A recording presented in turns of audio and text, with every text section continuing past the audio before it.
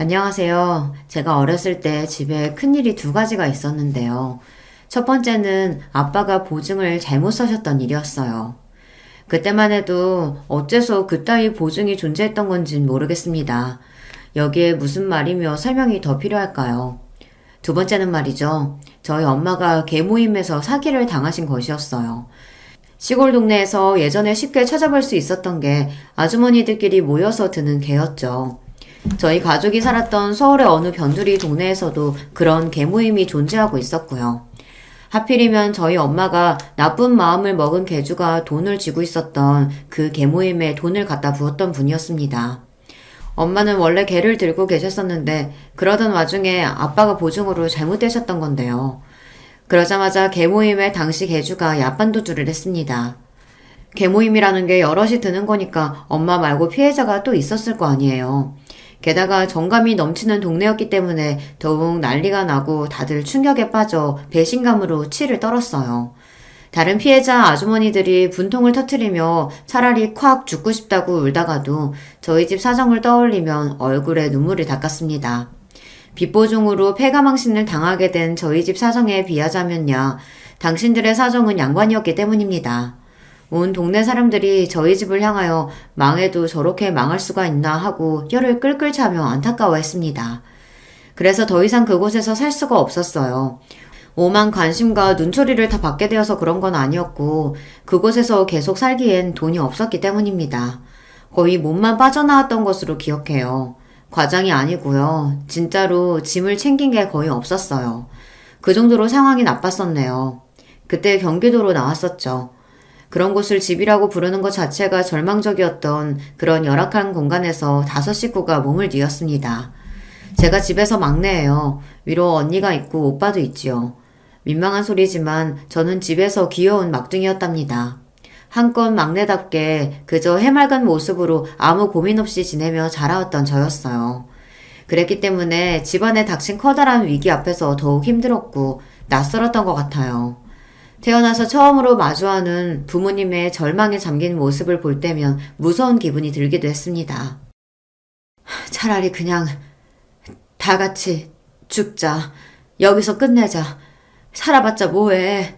살아봤자 하루하루가 고통일 뿐이야. 명신 엄마, 그래도 우리 자식들이 있는데 어떻게 그래. 토끼 같은 자식 새끼들, 아직 어린애들 두고 어떻게 그러겠냐고. 힘들어도 견디자. 참아보자. 견디고 참는다고 해서 달라지는 게 있을까? 이 고통의 끝은 있을까?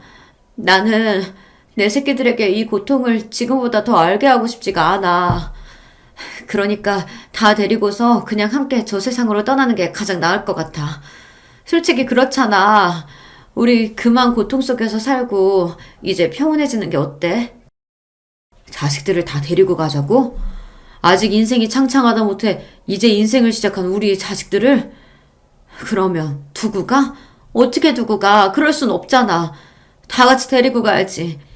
아무런 고통도 없는 그곳으로 우리 5식구가 다 함께 떠나는 거야. 어느 날 부모님이 그런 대화를 나누시는 것을 듣고 말았습니다. 집이라고 부르기도 싫었던 그곳의 공간은 너무나도 열악했고 단 하나의 방만이 존재하였는데 벽도 얇아서 단열도 안 되고 방음조차 안 됐었죠. 그래서 야심한 씨가 부모님이 밖에서 대화하시는 소리가 다 들려왔습니다. 잠에 푹 빠져 있었더라면 못 들을 수도 있었을 텐데 그날따라 제 눈이 말똥말똥 뜨여 있었어요. 그리고 당시에 저는 그 내용을 온전하게 이해하기는 무리인 어린 아이였으나 본능적으로 이건 아니다라는 생각이 들었고 무서웠습니다. 눈물이 날 것 같아서 몸을 일으켜 앉아 주위를 두리번거리자 언니하고 오빠가 가만히 누워 있었어요. 저는 무서운 기분을 감당하기 힘들어서 울음을 참으며 언니를 살짝 흔들어 깨우려고 했어요. 그러나 제가 언니의 어깨를 잡아 흔들자마자 저지를 당했습니다. 언니가 팔을 들어서 제 손길을 툭 뿌리쳤거든요.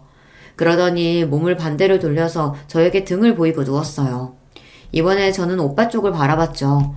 그러자 오빠 역시도 저에게 등을 보이는 자세로 바꿨습니다. 그 순간 깨달음이 왔어요. 잠을 자지 않고 있었던 사람은, 밖에서 나누는 대화 소리를 들어버린 사람은 이곳에서 저 한 명뿐이 아니었다는 사실을 말입니다. 아마 그날 언니하고 오빠는 한숨도 못 잤을 것 같네요. 어린아이였던 저는 두려움에 떨면서 눈물을 닦고 눕자마자 어설프게 잠이 들었었지만 언니와 오빠는 그러지 못했을 듯 싶어요. 그토록 슬프고도 무서운 밤이 저희 가족에게 있었습니다. 이걸 다행이라고 해야 할지 모르겠으나 다행히도 부모님은 저희 삼남매와 함께 세상을 등지겠다는 걸 실천으로 옮기지 않으셨습니다. 혹시라도 그런 끔찍한 일이 벌어질까 싶어서 한동안은 눈치를 살피며 속으로 오들오들 떨며 지냈었는데 시간이 좀 지나자 마음이 놓이더군요. 제가 그 정도였으니 언니나 오빠는 더욱 예민하게 상황을 주시하며 스트레스를 많이 받았겠다는 생각이 들더라고요. 다들 좁아터진 그 집에서 말을 하는 경우가 드물었습니다. 꼭 필요한 말만 했었고요. 원래 시끄럽지도 않아서 대화가 잔잔하게 오갔던 게 저희 집의 옛 풍경이었기 때문에 이런 변화가 두고두고 저는 낯설었습니다. 그리고 저는 사랑만 받고 응석바지 막내였었기에 이제 저를 보며 애정 가득한 눈빛을 주시는 부모님의 모습을 보기 어려워진 게 가장 힘들었어요. 세상에 찌들고 사람에게 실망하고 지칠 대로 지쳐버린 두 분의 얼굴에서는 눈빛이 죽어 보였었죠. 언니가 고등학생일 때 오빠는 중학생, 저는 초등학생이었는데요. 어느 날 언니가 부모님 앞에서 대역 죄인이라도 된 것처럼 고개를 푹 숙인 채로 무언가 양해를 구하고 허락 또한 구하는 그런 장면을 제가 봐버렸습니다. 당시에는 영문을 몰랐었는데 그건 언니가 대학에 가고 싶다는 이야기였더라고요. 집안 사정이 워낙 처참하다 보니 솔직히 대학 진학은 사치고 당장에 돈부터 버는 것이 현실적으로 맞았습니다. 그러나 언니는 대학에 가고 싶다는 꿈이 너무나도 강했던 거예요. 그래서 부모님은 무척이나 속상해 하셨습니다. 누구보다도 큰딸을 대학에 보내고 싶어 하셨던 분들이었으나 그럼에도 선뜻 그러라는 허락을 내뱉기 어려웠으니까요. 현실이라는 게 그렇게 냉정하고 타협이 없더라고요. 아마 누나가 대학 가기는 힘들걸. 우리 집 상황을 봐. 대학은 무슨 대학이야. 고등학교 마저 다니고 졸업하는 것도 감지덕지인데 어쩌면 당장에 고등학교 자퇴하려고 누나한테 그러실 수도 있어. 오빠는 제 앞에서 냉소적으로 자기 생각을 말했었습니다. 그 소리를 듣고서 저는 별 생각 없이 고개를 끄덕였었죠. 그러나 저희가 틀렸습니다. 심각하게 고심을 이어가던 부모님이 전혀 다른 결론을 내리셨기 때문입니다. 그래 명신아, 네가 그렇게나 가고 싶어하는 대학, 만약에 가지 못하면 그 후회와 서러움이 너의 평생에 따라 붙겠지. 그건 아빠하고 엄마도 원하지 않아. 그러니까 가고 싶으면 대학에 가라. 네 하고 싶은 대로 해도 돼. 아빠가 그렇게 말씀해 주셨을 때 언니가 그 앞에서 펑펑 울었습니다. 언니가 그렇게 우는 것을 처음 봤던 때가 바로 그 순간이었네요.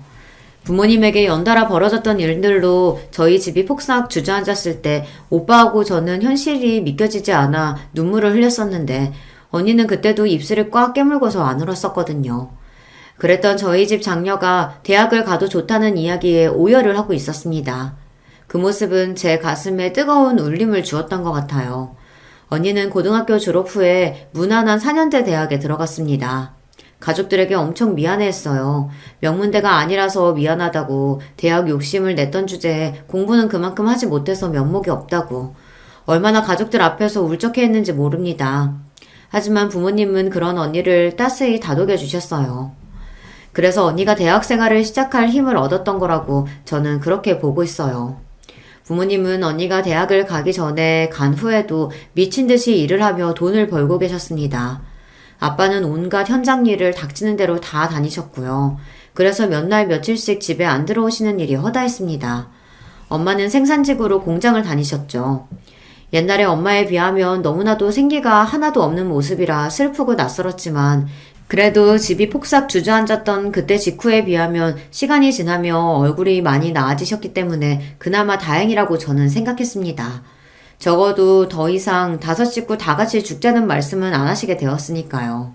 대학생이 된 언니는 공부뿐만 아니라 일까지 열심히 했습니다. 정말 24시간이 부족해 보일 정도로 열심히 살았었죠.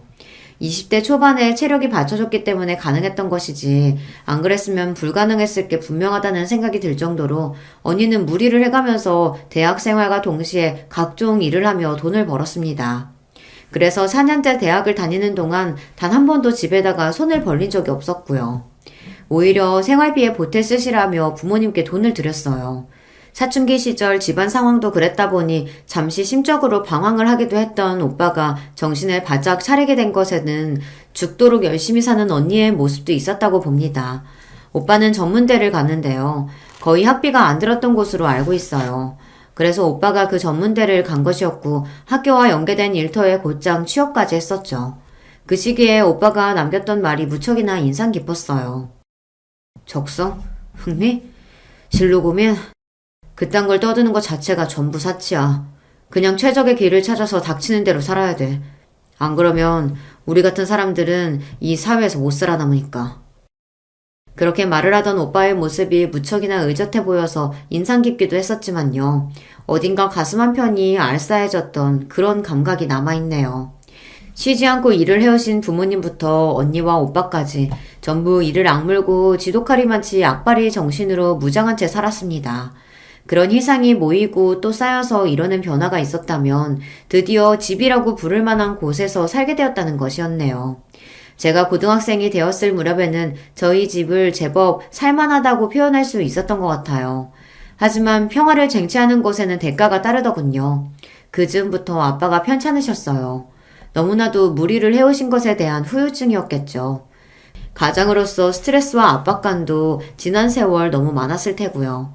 무엇보다 비보증을 잘못 써셔서 모든 걸 망치셨던 그때부터 아빠는 아마 단 한순간도 죄책감에서 벗어나 보신 적이 없었을 거예요. 그런 것들이 전부 아빠의 건강을 갉아먹은 모양이었어요. 그날도 돈을 벌러 나가셨다가 길에서 쓰러지셨죠. 병원으로 실려가셨어요. 몸에서 어디 한 군데 균형이 맞아 있던 곳이 없었고 무엇보다 암이 걸리신 상태였습니다. 불행 중 다행으로 이기라서 희망이 있었고요. 저희 가족은 희망만 있으면 된다라는 생각으로 그런 마음으로 똘똘 뭉쳤습니다. 엄마는 그간 얼마나 알뜰살뜰하게 살림을 해오신 것인지 비상금을 따로 모으셨더라고요. 비상금의 대부분은 언니와 오빠가 새마을비 명목으로 부모님께 드렸던 돈에서 나온 것이었고요. 엄마는 차마 자식들이 밖에서 고생을 해가며 벌어온 돈을 다 쓸 수 없었기에 아끼며 일부를 항상 고이 간직해왔다고 하셨습니다. 그 앞에서 저희 삼남매의 눈가와 가슴이 뜨거워졌었죠. 아빠가 또 자책을 하시고 미안해 하실까봐 일부러 저희 가족들 더 씩씩하게 굴며 암 별거 아니고 치료비 또한 얼마 안 드는 것처럼 그렇게 행동을 했었네요. 저는 고등학교 생활 내내 따로 학업비 명목으로 집에서 돈을 받아본 기억이 없는 것 같아요. 교과서를 닳고 닳도록 보았고요.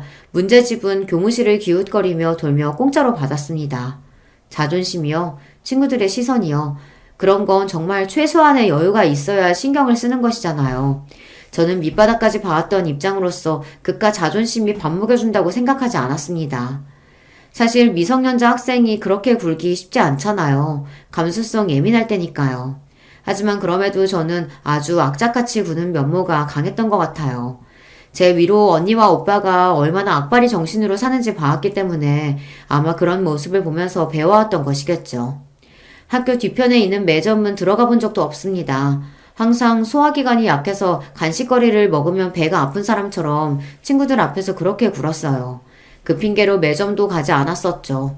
실상은 돈 한 푼이 아까워서 아무것도 못 사 먹었던 것이지만요. 가족들이 얼마나 힘들게 벌어온 돈인지 아니까 함부로 쓸 수가 없었습니다.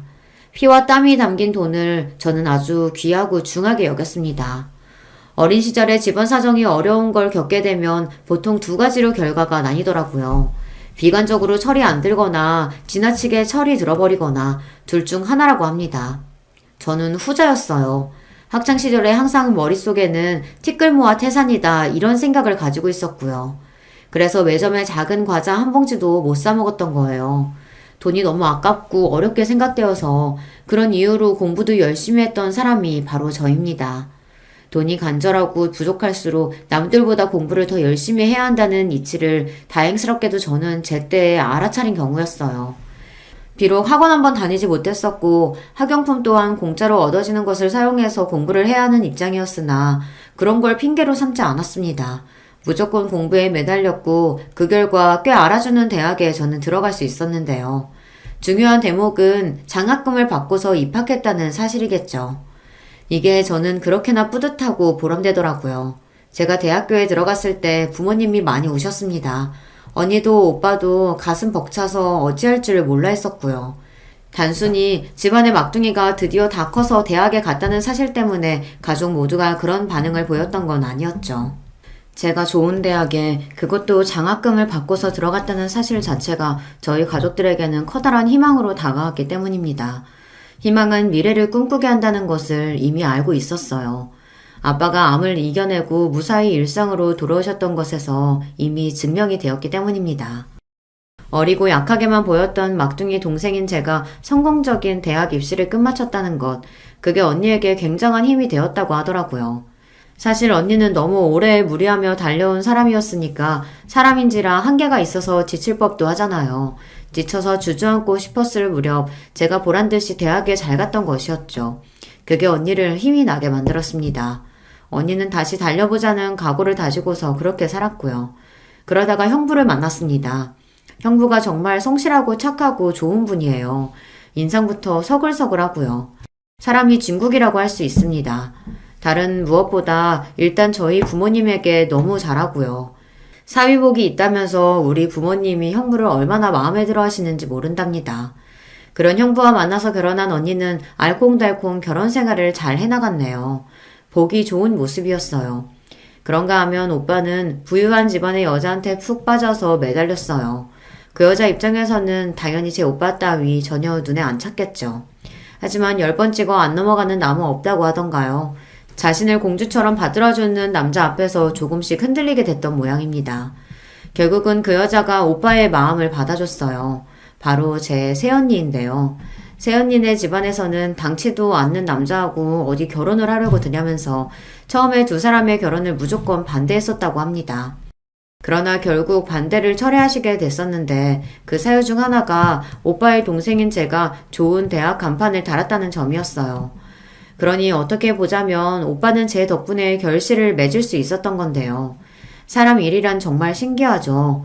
오빠가 저에게 무척이나 고마워하였답니다.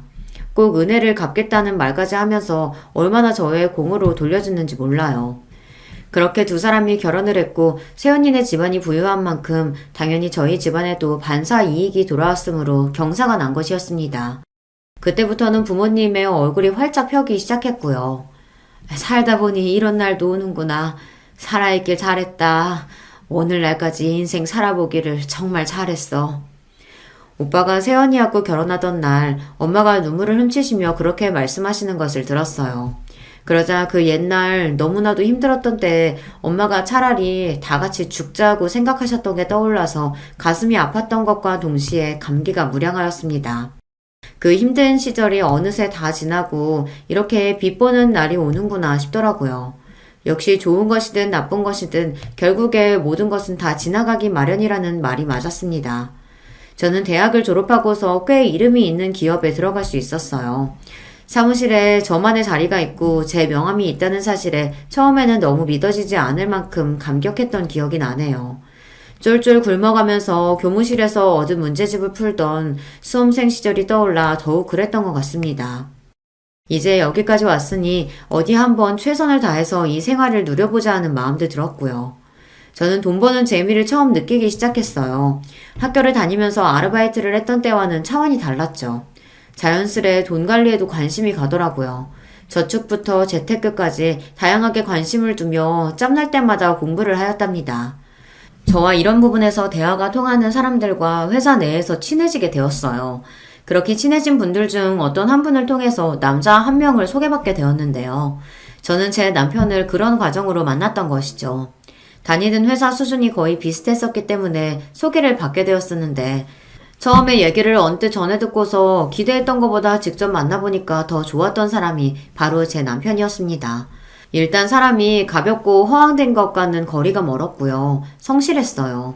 그러면서 일하는 것에 관해서는 의욕이 강한 편이었으며 성격은 착하다고 볼 수 있었습니다. 너무 마음에 들더라고요. 그래서 금세 사귀기 시작했었고 그때 남편이 모아놓은 돈이 별로 얼마 안 됐었습니다. 그렇다고 해서 시댁 집안이 잘 사는 것도 아니었고요. 하지만 제가 경제적인 부분에 전혀 개의치 않았던 것 같아요. 돈보다 사람이 우선이라고 생각했었고 무엇보다 형부라는 예시가 있었으니까요.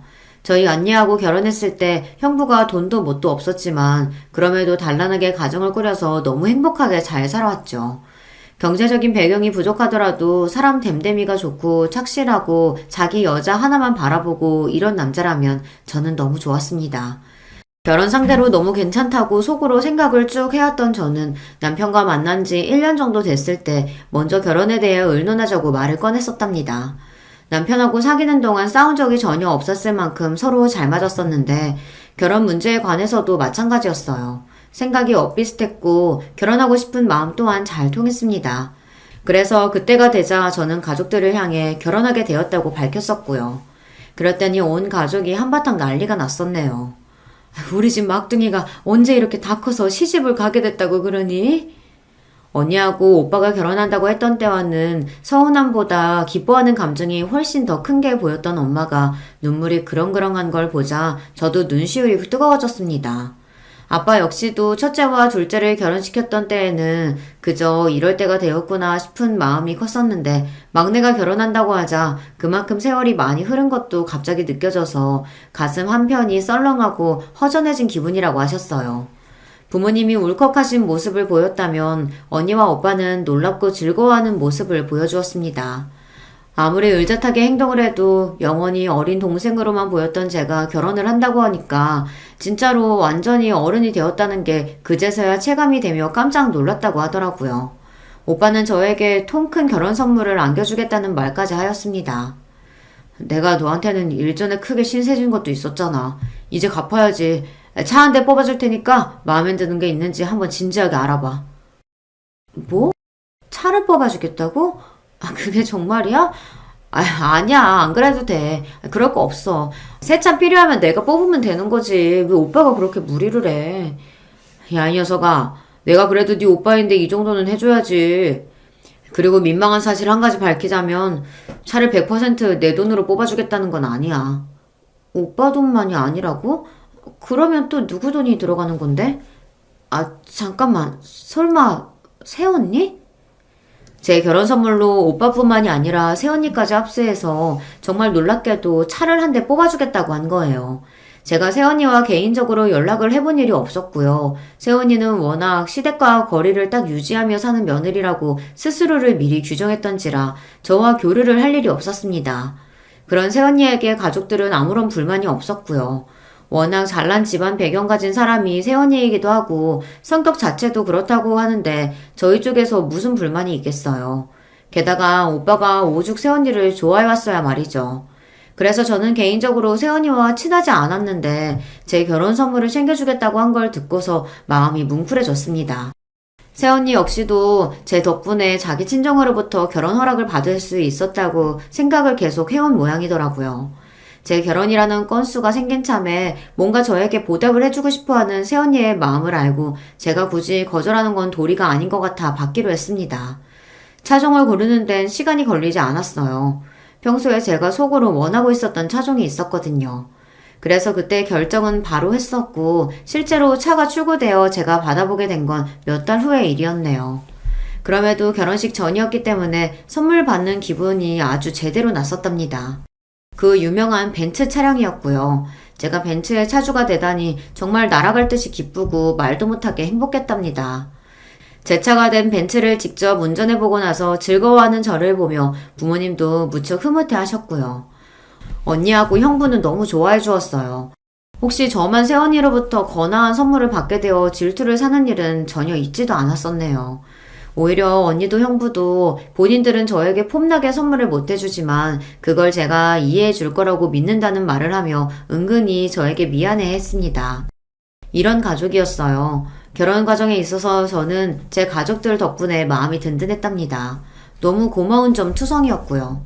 제가 앞으로 정말 행복하게 가정 잘 꾸리고 살아서 가족들에게 좋은 모습을 보여주는 것으로 보답해야겠다는 다짐이 저절로 설 정도였어요. 제가 보통으로 악착같이 살아온 시기를 겪어온 사람이 아니었잖아요. 그랬던 제가 어디 가지 않았습니다. 오빠하고 새언니 부부가 통 크게 벤츠를 선물로 뽑아줬으니 그렇게 이득을 본 만큼 제가 다른 부분에서 대출 같은 거 없이 자력으로 어떻게든 신혼살림을 다 꾸려보겠다는 의욕이 활활 불타올랐거든요. 그때 정말 하루 24시간이 모자랐어요. 퇴근하고 나서는 계속해서 여러 가지 시행 제도를 찾아보며 저와 남편이 결혼하면서 받을 수 있는 혜택을 알아보고 공부했거든요. 신혼집도 절대로 거저 구한 것이 아니었고요. 얼마나 많이 공부하고 고심하고 직접 발로 다 뛰어가면서 준비와 마련을 했던 건지 모릅니다. 저는 이게 응당 당연한 거라고 생각을 했었어요. 어디에 기대거나 손 벌릴 생각이 없이 스스로의 힘으로 일단 하는 데까지 최선을 다해서 해보자는 것이었죠. 이런 저의 면모를 남편이 잘 맞춰주었기도 했고요. 저 혼자 노력하고 열심히 해봤자 상대방이 아무 반응이 없거나 반대의 뜻을 보이면 의미가 없는 거잖아요. 하지만 역시나 남편은 저와 잘 맞았죠. 그래서 저는 설마하니 제가 남편과 결혼 생활에서 문제를 겪게 될 거라고는 상상도 못 해봤었습니다. 그것이 저의 커다란 착각이었던 것이죠. 시댁 이야기를 해봐야겠는데요. 신기하게도 시댁과 제 친정이 뭔가 비슷한 점들이 많았습니다. 우선 시댁이 예전에 사기를 당하는 바람에 폭삭 주저앉았던 일이 있었거든요. 나쁜 사기꾼이 작정하고 덤벼들었던 것에 시아버지께서 속수무책으로 당하셨던 일이라고 합니다. 저희 친정 부모님도 빚 보증, 계주, 야반도주 같은 일을 겪으신 바가 있었으니 남의 일처럼 들리지가 않더군요. 사기 피해를 당해서 전 재산을 잃고 빚까지 지게 된 시댁이었는데 시아버지께서 그 후로 미친 듯이 일만 하셨다고 합니다. 어떻게든 가장으로서 노력을 다 해보셨던 것이죠. 그러다가 어느 날 지나치게 무리를 해오셨던 탓인지 근무 현장에서 쓰러지셨고 몸에 문제가 있다는 청천벽력 같은 진단이 떨어졌다고 합니다. 이런 것마저 왠지 저희 친정집 사정하고 비슷하지 않나요? 남편이 저처럼 집에서 막내라는 공통점도 있었습니다. 위로 형이 하나 있었죠. 그런데 이제 다른 점을 짚어보자면 시부모님께서는 저희 친정 부모님과는 다르게 이혼을 하셨다는 사실입니다. 편찮으셨던 시아버지께서 투병 생활을 거치신 후 정말 다행스럽게도 건강을 회복하셨다고 해요. 그랬건만 오히려 너무 많은 고비들을 겪은 것이 원인이었는지 시부모님께서는 이제 서로 부부로 지내는 것이 싫어지셨고 더 이상은 그렇게 살 수 없다는 결론을 내리셨던 건데요.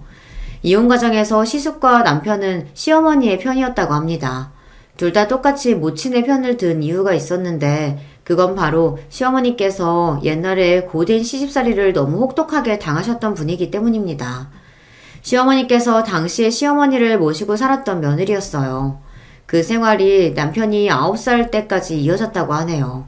화병이 쌓이고 쌓여 시어머니께서는 너무 괴로워하셨고 결국에는 분가가 이루어졌습니다. 그렇게 분가하여 드디어 살만해진 생활을 한 게 3년 정도 지났을 때 시아버지께서 어처구니 없이 사기를 크게 당하셨던 거예요. 당연히 사기를 친 놈이 나쁜 것이고 잘못된 것이지만 시부모님 두 분 중에서 잘못하신 분이 있다고 한다면 그건 시아버지였을 겁니다. 그러나 시어머니께서는 당신의 시댁 사람들로부터 비난의 화살을 받으셔야 했었죠. 내조를 제대로 하지 않았기 때문에 그런 비극이 벌어진 거라는 그런 황당한 비난을 받으셨을 때 시어머니의 가슴에서는 불길이 솟고 있었어요. 그리고 그런 게 깊이 쌓여 있다가 결국에 나중에 이혼이라는 결과를 불러왔던 것입니다. 시숙은 전문대를 졸업하고 나서 금방 취업을 하셨다는데 이 부분은 제 친정오빠와 비슷하지만 많이 다른 부분은 결혼이었습니다. 제 손이 동서하고 혼전임신으로 결혼을 하셨거든요. 그때 동서 수중에 돈이 300만 원이 있었다나 뭐 그렇다더라고요. 게다가 동서의 친정은 무척이나 가난했고 빚이 좀 있었습니다. 그랬으니 시어머니께서 뒷목을 잡으실 수밖에 없었겠죠. 하지만 이미 상황이 그렇게 흘러가 버린 걸 어찌하겠나요. 시숙은 본인의 처가 사정이 워낙 안 좋으니까 결혼 후에도 생활비 지원 같은 걸 그쪽에 우선적으로 하며 지내게 되었고 그 모습을 시어머니께서는 속 끓이며 지켜보셔야만 했습니다. 에휴, 만약에 내가 자식이 하나뿐이었으면 어쩔 뻔했어. 둘 낳기를 잘했지. 시숙의 결혼을 두고 시어머니께서는 잘못된 결혼이라고 부르셨으며 분개하셨으나 다행히도 자식이 한 명 더 있었던 거예요. 제 남편 말입니다. 자기 형보다 대학도 잘 나와서 4년제 대학에 학위를 따자마자 곧장 취업도 잘했고요. 성격도 훨씬 장남보다 유하고 서글서글한 차남이 바로 제 남편이었습니다. 남편에 대한 시어머니의 기대가 제 눈에는 다 보였고 저는 며느리로서 정말 잘해드리고자 했습니다. 이제 시어머니도 저의 가족이잖아요. 가족을 위해 나서고 인내하고 희생하고 이러는 게 저는 당연하다고 알며 살아왔으니까요. 제 딴에는 시어머니께 정말 잘해드린다고 잘해드렸고 신경을 써드린답시고 써드렸습니다. 그러나 시어머니께서는 저에게 실망하신 눈치를 금세 드러내시더군요. 신혼여행에서 시어머니의 몫으로 사다 드린 관광기념품 몇 가지와 화장품 세트를 받아보셨을 때부터 실망의 기색을 감추지 못하셨어요. 좋고 예쁘기는 한데 너는 왜 이렇게 돈을 아끼니? 다른 데는 아끼더라도 시어미 선물이면 좀 팍팍 쓸 줄 알아야지. 그게 맞는 거지. 네? 최고로 인기 많은 것들 중에서 열심히 골라본 건데 어머님 눈에는 별로인가요? 혹시 다른 브랜드 화장품으로 사드릴까요? 아니 화장품이고 나발이고 명품백 하나 정도는 사왔어야 맞는 거 아니냐? 내가 얼마나 기대를 했는데 아유 이게 뭐니? 어떤 거요?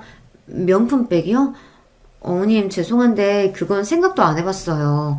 신혼여행 갔다가 사오기에는 좀 여러모로 부담스러운 것 같네요. 그럼 언제 사주려고? 내 생일에? 그건 그때 가서 생각을 해보고 준비를 하겠습니다. 그래, 그때 생각 한번 잘 해봐라. 너는 네 친정오빠가 결혼을 그렇게 잘했는데 부잣집하고 인연을 맺었으면서 어쩜 그렇게 째째하니? 그렇게 사는 거 아니야. 저는 시어머니 입에서 새언니 친정의 이야기를 들은 순간 감을 잡을 수 있었어요. 세상에 저는 그런 쪽으로는 생각도 안 하고 있었는데 시어머니께서는 새언니로부터 이어지는 콩고물을 어떻게 받아볼 수 있을까 싶어 그걸 염두에 두고 계셨던 겁니다. 너무 당황스러웠지만 그렇게 생각이 되셨을 수도 있겠다 싶었고 그냥 넘어갔었네요. 하지만 그 후로 시도 때도 없이 명품 타령을 하시는 거예요. 어디 가볍게 외출을 하려고 해도 들고 나갈 가방이 마땅치 않다느니 모자에 비싼 로고가 박혀있으면 멋있게 쓸만할 텐데 그렇지 못해서 모자도 쓸 게 없다느니 대체 그런 소리를 저한테 전화를 왜 하시는지 알 길이 없었네요. 아니 어머님은 나 일하는 거 뻔히 아시면서 왜 자꾸 전화하시는 거야? 나하고 특별히 하실 대화도 없으시면서 그러시네. 내가 바쁘다고 해도 안 들으셔. 당신이 어떻게 좀 해봐. 며느리가 생겨서 우리 엄마가 좋으셔서 그래. 솔직히 형수님은 거의 안 보고 살잖아. 보면 속 터진다고 엄마가 그러시는데 당신은 너무 마음에 드셨으니까 신나서 그러시는 거야. 남편은 멀쩡한 며느리가 생긴 게 처음이라 시어머니께서 신이 나서 처음에만 이러시는 거라고 하였습니다. 그런 소리를 들으니까 제가 굳이 또 예민하게 굴고 싶지는 않더라고요. 시어머니께서도 이제는 제 가족이니 제가 받아주는 연습도 해야겠다 싶었네요. 하지만 듣기도 싫은 명품 이야기를 자꾸 듣는 것은 아무 효율도 없는 것 같아 딱 잘라 말씀드렸었죠. 어머님, 제가 명품 들고 다니는 거 본 적 있으세요? 없으시죠? 그리고 저희 부모님도 마찬가지세요. 제가 명품 사치를 전혀 안 했기 때문에 당당했습니다. 저희 부부가 알뜰하게 신혼생활을 꾸려가고 있는 참인데 시어머니께서 자꾸 그러시면 곤란하다는 말씀을 드렸더니 그제야 민망해 하시더라고요. 왜 그렇게 쓸데없이 검소하고 그러니? 투덜거리셨지만 그 후로 명품 선물을 달라고 매일같이 그러시지 않아 다행이었네요. 놀랍게도 이때가 결혼식 날로부터 겨우 한 달이 지났던 시기였고요. 시어머니께서는 자꾸 저에게 뭔가를 바라고 기대하셔서 그게 부담스러웠습니다. 어련히 제가 다 알아서 해드릴 텐데 자꾸 요구를 하시며 또 그 요구가 상세하면서도 지나쳤기 때문에 제 입에서는 한숨이 끊이지 않았죠. 이런 경우가 살면서 처음이었기에 더욱 머리가 아팠습니다. 남편은 저한테 이해 좀 해달라고 했어요. 곤란한 저의 입장은 이해 안 하면서 시어머니의 입장은 눈물겹게 잘 이해해주려고 하더군요. 착한 남편이니 당연했네요. 착한데 불효자인 사람도 있나요? 그러니 워낙 성격이 착한 남편은 당연히 볼 것도 없는 효자였습니다. 시어머니께서 옛날에 고된 시집살이를 당하셨던 걸 두고두고 마음 아파하면서 우리 엄마 진짜 고생했다라고 말하는 그런 자식이었고요. 남편이 착하니까 효자라는 것은 진작 알았지만 그런 생각까지 가지고 있었던 줄은 몰랐네요. 결혼하고 나서야 알게 된 부분입니다. 처음 만났을 때부터 마음에 들었고 호감이 갔었고 많은 확신을 가지고 결혼으로 나아갔던 그런 관계라고 생각을 해왔건만 제가 미처 알지 못했던 남편의 면모들 때문에 솔직히 속으로 많이 당황스러웠어요. 그치만 실망 안 시키고 사는 사람이 어디 있겠나요. 그리고 남편의 입장에서는 제가 예상외로 매정하게 보여 그게 실망스러울 수도 있는 일이었죠. 그래서 저는 시어머니만 두둔하는 남편을 이해해 보려고 했습니다. 시간이 지나면 시어머니와의 관계 또한 좋은 방향으로 바뀔 거라는 기대 또한 해보았습니다. 그런 마음가짐을 지니고 있었음에도 불쑥 짜증이 솟아오르는 것만은 어쩔 수가 없더라고요. 왜냐하면 시어머니께서 가지고 있던 생각들이 제 기준에서는 이해가 안 됐었기 때문이에요. 힘든 각오가 있었기 때문에 당신이 세상에서 제일 불쌍하고 안 됐다 하셨습니다. 그런데 제 친정집도 정말 힘든 각오가 있었지만 이겨내고 극복했거든요. 왜 혼자만 비극적인 운명을 짊어지신 것처럼 구시는지 이해가 어려웠어요. 다 큰 자식에게 부모가 효도를 바라며 돈을 받는 건 당연하다고 하셨습니다. 그런데 제 친정 부모님들은 자식들이 생활비 하시라고 드렸던 돈들도 쓰기 아까워서 어쩔 줄 몰라 하셨던 분들이거든요. 시어머니께서는 제 새언니가 부자이면 온 가족이 그 혜택을 누려야 마땅한데 그렇게 안 살고 있으니 제 친정 식구들의 정신 상태가 이상한 것 같다고 하셨습니다. 아니, 그게 무슨 상관인가요? 새언니의 친정이 잘 살아서 좋은 건 맞으나 거기에 기대어 살기를 친정 식구들이 단 한 번도 바란 적이 없었습니다. 그런 생각 자체를 안 했고요. 이런 마당이었으니 시어머니와 제가 너무 안 맞았던 거예요. 제가 며느리 된 입장으로 당연히 스트레스를 참는 쪽일 수밖에 없었고요. 그래도 이런 시련들이 언젠가는 다 지나가겠지 싶어서 꾹 참고 때마다 맞춰드리며 지내고 있었습니다. 그러던 어느 날 시어머니께서 한 가지 사실을 알게 되셨어요. 제 벤츠 차량이 새언니의 돈이 들어간 것이라는 걸 아셨던 건데요. 제가 안 밝혔으니 범인은 누구겠나요? 남편이죠. 전말을 듣자 하니 시어머니께서 남편에게 벤츠를 끌고 다니고 싶다고 자꾸 졸라대셨다고 합니다. 그러자 남편은 그 차는 본인이 같이 타지도 않고 저만의 차라고 알려드렸고요. 그럼 너는 그 차 못 타니? 그 구두쇠가 티끌모아 태산 만들어서 차 뽑았다고 혼자 애지중지하는 거야? 아유, 진짜 못 살겠다. 그럴 거면 걔는 벤츠를 왜 뽑았대? 그거 살 때는 돈이 안 아까웠대? 시어머니께서 하도 우는 소리를 그렇게 하시자 남편이 그 벤츠가 저희 오빠 새언니 부부가 뽑아준 거라고 실토를 해버렸던 건데요. 시어머니의 눈이 뒤집어졌죠. 너는 네 친정오빠가 장가 잘 된 덕을 안 보고 사는 것처럼 굴더니 고상한 척이란 척은 다 하더니 결국에는 누구보다 그 혜택을 누린 거였다 이거지? 저한테 득달같이 따지시더군요. 제가 그런 게 아니라고 사연이 좀 있다고 해명을 했지만 듣지 않으셨고요. 그 후로 자꾸만 벤츠를 노리셨어요. 혼자서 콩고물 맛을 보고 사는 건 치사하다며 저를 비난하셨습니다. 장난이 아니라 진심으로 자꾸 그러시기에 제가 참다 못하고 남편한테 이 상황을 어떻게 할 거냐고 따졌죠. 그랬더니 남편이 시어머니께서 제 벤츠를 타고 다니시게 그냥 두라는 것입니다. 당신은 어차피 출퇴근 버스 타고 하잖아. 그러니까 우리 엄마가 평일에 장 보러 다니시고 바람 쐬러 돌아다니시고 친구분들 만나실 때 당신 차 좀 끌고 다니시게 두면 안 돼? 내가 왜 그래야 돼? 그리고 평일만 그게 되겠어? 과연 어머님이 평일만 딱 쓰고 금요일마다 내 차를 직접 돌려주실까? 그게 가능해? 당신은 생각을 좀 하고 말을 해. 왜 그렇게 사람이 종이 없이 굴어? 나는 천하의 무정한 사람 할 테니까 당신은 어머님이 벤츠 끄는 모습 보고 싶거든 직접 뽑아드려. 안 말려. 그럼 벤츠 뽑고 나서 할부금 같이 갚을 거야? 대체 내가 왜? 당신이 혼자 어머님께 선물 드리는 거지.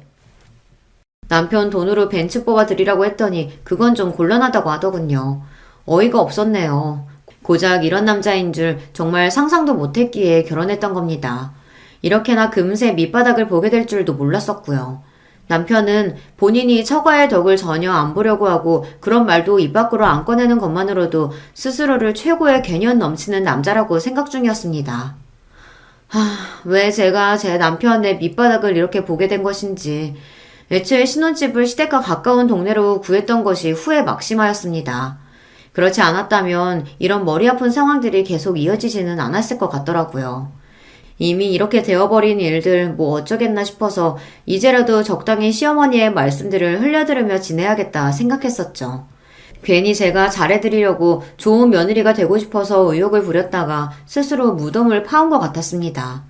그래서 일을 할 때는 아예 시어머니의 전화를 받지 않았고요. 문자도 퇴근하고 집에 도착해서야 답장을 보냈습니다. 평일에 일하는 직장인이 주말에 쉴 때는 쉬어야 한다는 명목으로 시어머니의 부름에는 핑계를 댔고요.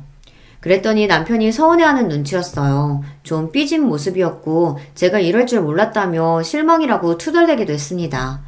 거기다 대고 제가 받아쳤다가는 싸움 날 것 같아 제가 참고 가만히 있었고요. 그러던 와중에 결국 시어머니께서 못 참고 행동을 개시하셨던 거예요. 퇴근하고 왔는데 집에 시어머니께서 계셨습니다. 심장이 멎는 줄 알았네요. 깜짝이야. 어머님, 어쩐 일이세요? 어떻게 들어오셨고요? 내가 내 아들 사는 집도 못 들어와 보니? 당당하게 저를 쏘아보셨죠. 남편이 현관 비밀번호를 알려드렸더라고요. 방금 퇴근하고 와서 피곤한데 시어머니께서 이러시니까 머리가 다 아팠습니다. 그래서 힘없이 무슨 일로 이렇게 오신 거냐고 여쭸더니 바빠서 고단한 척 하지 말라며 제가 항상 온갖 종류의 고상한 척 다 하는 것 같다며 잔소리를 퍼부으셨죠. 세상에 퇴근하자마자 이런 소리를 들어야 한다는 게 기가 막혀서 가만히 있었는데요. 혹시 저녁도 드시고 가실 건가 싶은 궁금증과 걱정으로 시어머니를 멍하니 바라보고 있었는데 그때 본론을 꺼내 드셨습니다. 갈 때는 네 차 타고 가련다. 아, 제가 모셔다 드릴까요? 너는 그냥 차 키만 주면 돼. 내가 알아서 몰고 갈게. 네? 그게 무슨 말씀이시죠? 설마 제 차를 어머님이 몰고 가시겠다고요? 가져가시겠다는 거예요?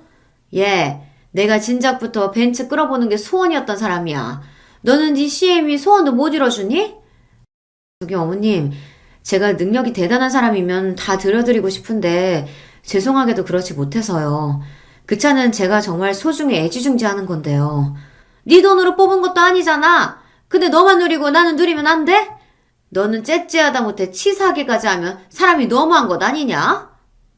시어머니께서 삿재질까지 하시며 윽박 지르신 순간 제 얼굴에 침이 튀는 것까지 느껴졌습니다. 그때 머리 꼭지가 확 돌더라고요. 더 이상 못 해먹겠네요. 제가 엄청난 실수를 했다는 걸 스스로 인정하지 못해 오늘 여기까지 온 것 같아요. 그런데 이제는 인정하렵니다. 네, 제가 결혼을 잘못한 사람이었어요.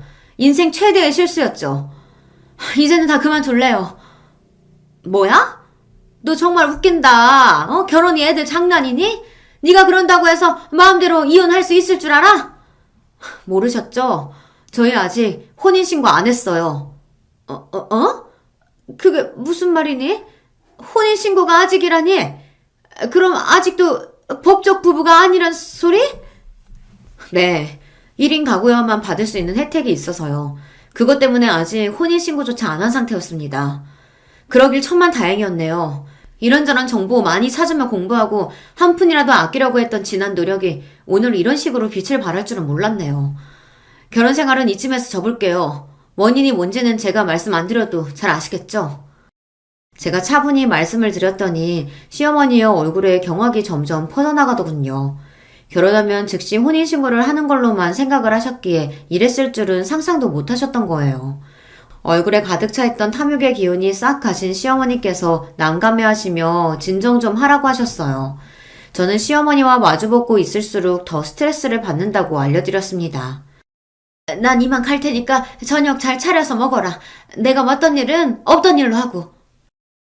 종종 걸음으로 시어머니께서 빠른 퇴장을 하셨고요. 저는 저녁을 차리는 대신 당장 해야 할 일들을 정리해서 적어놨습니다. 그리고 잠시 후 남편이 귀가를 하였는데 시어머니를 찾는 것인지 밝은 얼굴로 집안을 두리번거리더군요. 시어머니의 연락을 못 받은 모양이었습니다. 그런 남편에게 저는 이혼하자고 그랬어요. 혼인신고를 안 했으니 마무리는 깔끔할 것 같아서 다행이야. 역시 나가있던 남편은 제가 적어놓은 정리 목록을 보면서 절망했습니다. 각자 짐을 빼는 수순, 집 정리, 돈 정리 이런 것들을 다 적어놨거든요. 그리고 시어머니로부터 제가 명품을 비롯하여 금전적인 것을 요구받았던 횟수 또한 하단에 기록을 해둔 상태였습니다. 벤츠를 빼앗아 가려고 하셨던 오늘의 시도까지 깔끔하게 기록이 되어 있는 걸 본 남편은 전의를 상실했어요. 그 어떤 변명이나 핑계가 안 통할 거라고 판단했는지 저한테 사과를 하였어요. 미안해. 내가 뭐가 옳고 그른지 몰랐어. 우리 엄마 일이라서 어쩔 수 없었나 봐. 용서해달라며 앞으로 잘하겠다고 하는데 그 모습마저 이제는 마마보이로 보일 뿐이었습니다. 무엇보다 저는 그렇게 골치 아프게 살고 싶지가 않았어요. 그래서 단호하게 굴었네요. 친정 식구들에게도 다 알렸고요. 그 덕에 도움을 받아서 더욱 빠른 정리가 가능했습니다. 전 남편 그리고 전 시어머니까지 저한테 매달리며 냉정하게 굴지 말고 기회를 더 달라고 그랬었는데요. 그냥 저는 냉정한 사람이 되기로 했습니다. 까짓거 천하의 냉혈한이 되어버리고 제 인생을 찾는 게 나았네요. 얼마나 후련했던지 몰라요. 저는 그 후로 돈에 관해서 열심히 공부한 것뿐만 아니라 인간관계, 특히 남자 보는 눈을 기르려고 신중하게 살기 시작했답니다. 그러다가 새로운 인연을 만났는데요. 의도했던 것은 아니지만 집안 형편이 빠듯한 사람이었어요. 하지만 이타적인 성격에 반해 결혼을 했는데 너무 행복하답니다. 시골 사시는 시부모님께서는 제가 온다 그러면 그 전날부터 온 집안을 쓸고 닦고 시장에 나가 장을 봐오시고 오만 호들갑을 다 떠셔서 미리 연락을 못 드릴 정도예요. 그리고 직접 농사 지은 것들 중 깨끗하고 맛있게 생긴 것만 소중히 골라다가 저를 주시네요. 그런 부모 밑에 자식이니 지금 제 남편이 얼마나 괜찮은 사람이게요. 속이 깊고 배려를 잘하고요. 저희 형부하고 비슷해서 둘이 엄청 잘 지냅니다. 그리고 여자들끼리 뭉치게 되면 언니, 새언니, 저 이렇게 3인방이 자주 커피타임을 가지며 즐겁게 지내고 있어요. 이런 게 바로 한 가족의 모습이구나 싶어서 행복하답니다. 안녕하세요. 저는 막 30대가 된 아줌마입니다. 제가 예전에 겪었던 일을 한번 털어놓고 싶어서 사연을 보내봅니다. 저는 넉넉하게 산 편이 못 됩니다. 아주 어릴 때는 도리어 잘 살았던 편이고 초등학교 졸업하고 중학교 들어갈 때쯤부터 어려워지기 시작했었죠. 아버지가 사업을 하셨었는데 그때쯤 파산해서 야반도주했던 기억이 납니다. 어른들 사정이야 복잡했을 테니 뭐 제가 어떤 사정이었는지까지 정확하게 알 수는 없었어요. 저희 친가 쪽 친척 중 한 명이 아버지 사업장에서 일을 하셨는데 중간에 횡령을 하면서 돈을 빼돌려서 채무를 갚을 수가 없어서 망했다고 그런 식으로만 이야기를 들었죠. 그래서 친가 친척하고 대판 싸우셨는데 어처구니 없게도 친가 쪽 식구들이 전부 그 횡령범 편을 들었다고 했어요. 그래서 아버지와 저희 식구들은 친가 쪽하고 완전히 인연을 끊게 되었습니다. 원래 친가가 괜찮게 살았었는데 아버지는 도와주지 않고 그 횡령범만 감싸고 돌아서 아버지도 참으실 수가 없었다고 하더군요. 친가 쪽에서 큰아버지 아들이었던 큰 사촌 오빠만 그 뒤에도 왕래를 했어요. 그것도 친가 어른들 모르게 와서 인사를 하고는 했었죠. 저하고는 나이 차이가 많이 나서 큰 사촌 오빠가 10살 정도 많았습니다. 그래서 그때도 이미 성인이었고 공부를 잘해서 서울 올라가 따로 자취를 했기 때문에 자유롭게 저희 집으로 오갈 수 있었습니다. 머리도 깨이고 도리를 아는 사람이라서 그런지 저희 집에 무척 미안해했어요. 정작 큰 집하고는 그리 상관이 없는 일이었는데도 말이죠. 아무튼 그래서 저희는 제가 중학교를 들어가면서부터 가세가 기울어져 형편없는 살림이 되었습니다. 어머니는 아버지가 정말로 애지중지하며 사랑하셨는데 원래 몸이 좀 약하셨어요. 그런데 그렇게 사업이 기울어져서 파산을 하고 야밤에 짐 싸서 도망을 나오고 이러다 보니까 충격을 받으셔서 더욱이나 몸이 안 좋아지셨죠. 그런데 살림이 어려워졌으니 적극적으로 약을 써보지도 못하고 뭐 하나 치료를 제대로 해보지도 못했습니다. 아버지는 너무 괴로워하셨지만 별다른 도리가 없었어요. 돈이 있어야 병원에 가서 진료를 받고 입원비에도 쓸 테니까요. 물론 병원에 가긴 했지만 적극적으로 필요한 치료를 알아보거나 비싼 진료비를 쓰지는 못했습니다. 어머니는 결국 제가 고등학생이 되던 해에 돌아가셨습니다. 겨우 3년 정도 버티고 돌아가셨죠. 그동안 별다른 치료도 받지 못하셨지만 그것만으로도 우리에게 남은 돈은 점점 더 바닥이 나게 되었어요. 당시 저와 아버지, 동생이 함께 사는 반지하 방은 비만 오면 물이 새고 침수가 되는 곳이었습니다. 지금도 침수되는 집들은 정말 끔찍하게 습기가 많고 곰팡이가 많죠. 그 당시에는 더했습니다. 아무런 장치도 없이 비만 오면 거리를 흐르는 물이 그대로 집에 흘러들어왔어요. 그걸 막으려고 어린 저와 동생이 같이 계단참에 모래주머니를 쌓아놓기도 했지만 별다른 소용은 없었습니다. 물은 아무리 작은 틈만 있어도 새어 들어오고 새어나가게 마련이잖아요. 집은 축축하고 곰팡이가 많아서 어렸던 저희는 기관지가 좋지 않아졌습니다.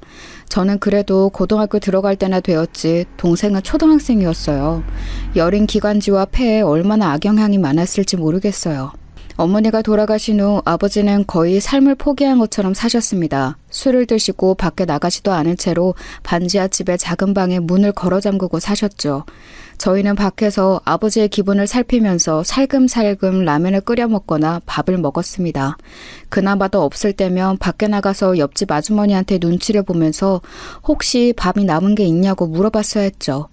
지금 생각하면 구걸이나 다름없는 짓이었는데 다행히도 옆집 아주머니가 참 넉넉한 분이시고 저희를 안타깝게 여겨주셔서 밥을 얻어먹을 수 있었어요.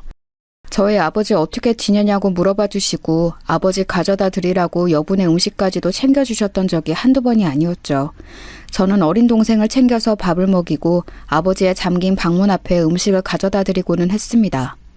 아버지는 고집스럽게 방문을 열고 나오지 않으셨지만 그래도 밤이 지나고 보면 음식을 드셨는지 빈 그릇이 나와 있었어요. 그러면 제가 그 그릇을 씻어서 옆집에 가져다 드리고 감사하다고 몇 번이나 말씀을 드리고는 했었습니다. 옆집 아주머니는 제가 애 많이 쓴다면서 정말 기특하다고 저를 격려해 주시고는 했어요. 정말 고마운 분이었죠. 그런데 어느 날 동생이 많이 아팠습니다. 열이 너무 많이 오르고 심하게 기침을 해서 제가 어떻게 해야 할지 알 수가 없었어요. 예전에 어머니가 돌아가실 때가 겹치며 떠오르더군요. 어머니도 돌아가실 때 열이 많이 났고 목이 아프다면서 힘없이 기침하다가 결국 숨을 거두셨거든요. 저는 너무 무서워서 동생을 끌어안고서 차가운 물로 수건을 적셔 온몸을 닦아주었지만 열은 쉽게 내리지를 않았습니다. 애 온몸이 불덩이처럼 뜨끈뜨끈하고 가슴과 목이 아프다면서 고통을 호소하는데 능력도 없고 아무것도 할 수 없는 고등학생이었던 저는 그저 울기만 했어요. 그런데 기침하는 소리가 들렸는지 평소 아무런 기척도 없던 작은 방에서 문이 열리고 아버지가 나오셨죠. 야, 너 지금 걔 아프냐? 아버지는 믿을 수 없다는 듯이 물어보셨어요. 저는 고개를 미친 듯이 끄덕이면서 어떻게든 해달라고 지금 애 죽을 것 같다고 아버지 바지가랑이를 붙잡았지요. 사실 지금 생각해보면 당시 아버지가 뭘 어쩔 수 있다고 아버지에게 매달렸는지 모르겠어요. 어머니 돌아가시고 나서 거의 1년 넘게 술만 드시던 아버지는 이제 돈도 뭣도 아무것도 없이 빈털터리 신세였고 남들하고 말도 더듬으면서 하게 되셨거든요. 하지만 아버지는 동생을 보자 어머니가 돌아가실 때가 생각나셨는지 얼굴이 시뻘겋게 변해서 얼른 저한테서 동생을 데려가셨습니다. 애가 너무 열이 오르고 기침을 멈추지 않는 걸 보시더니 급한 얼굴로 동생을 안고서 밖으로 뛰쳐나가시더라고요. 아버지는 막무가내로 병원 쪽을 향해서 뛰셨습니다. 어머니가 돌아가실 때 병원에서 가까운 집을 잡았기 때문에 상당히 가까운 편이었죠. 아버지는 미친 것처럼 병원으로 뛰어가서 응급실로 가셨어요. 어머니 돌아가시기 직전에도 자주 그랬던 것처럼요.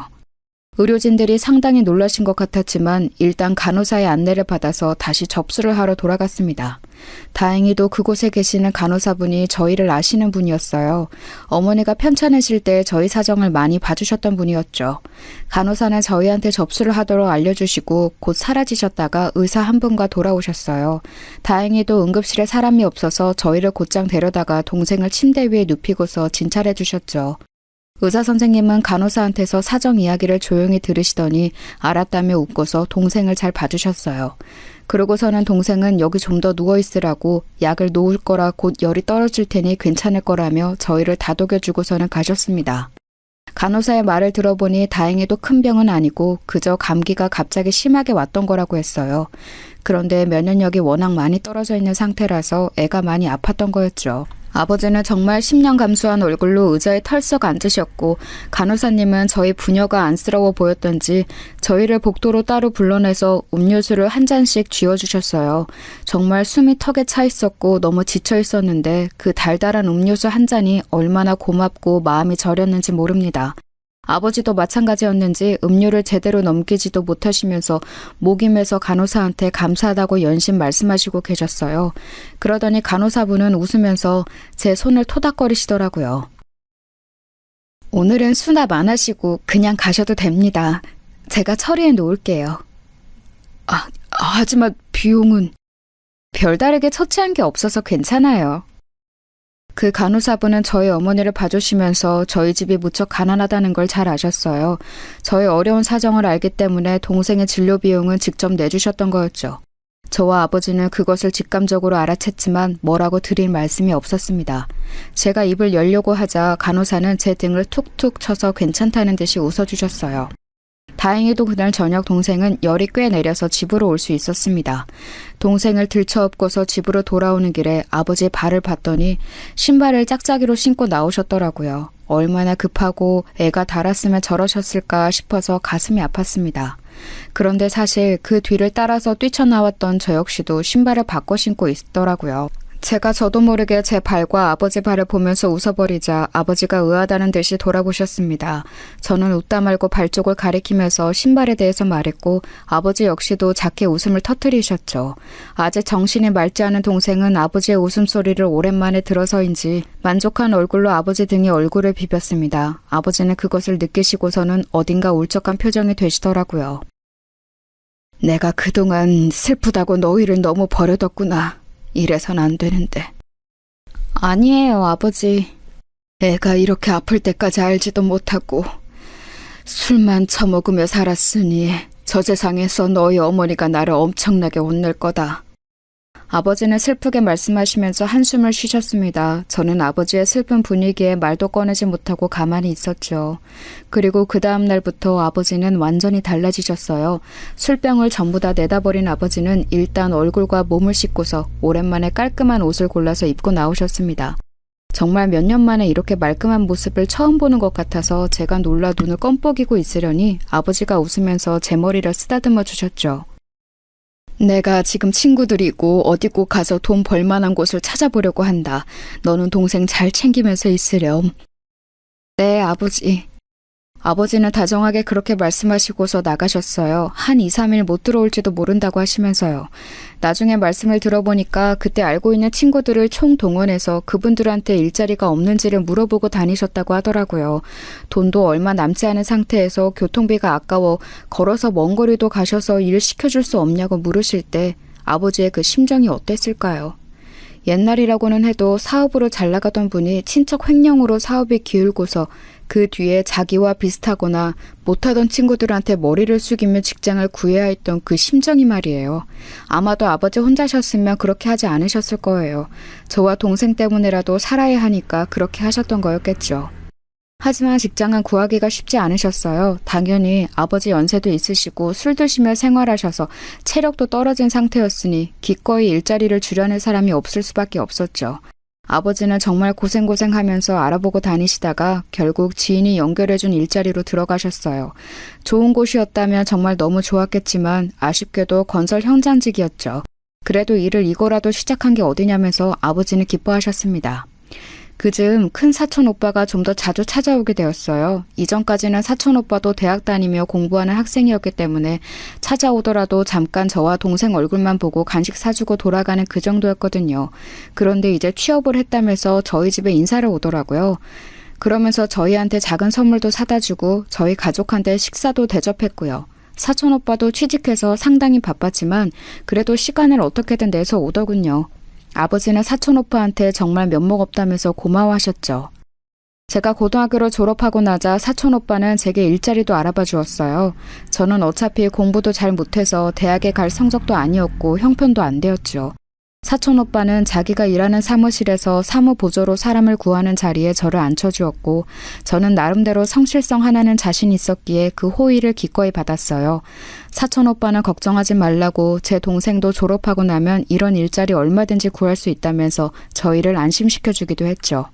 언젠가는 사촌 오빠한테 물어봤던 적이 있어요. 왜 우리한테 이렇게 신경을 많이 써주냐고요. 사촌 오빠는 조그만 게 별걸 다 물어본다면서 웃었지만 곧 대답을 해주더라고요. 너의 부모님이 어릴 적에 내 편을 들어주신 적이 있거든.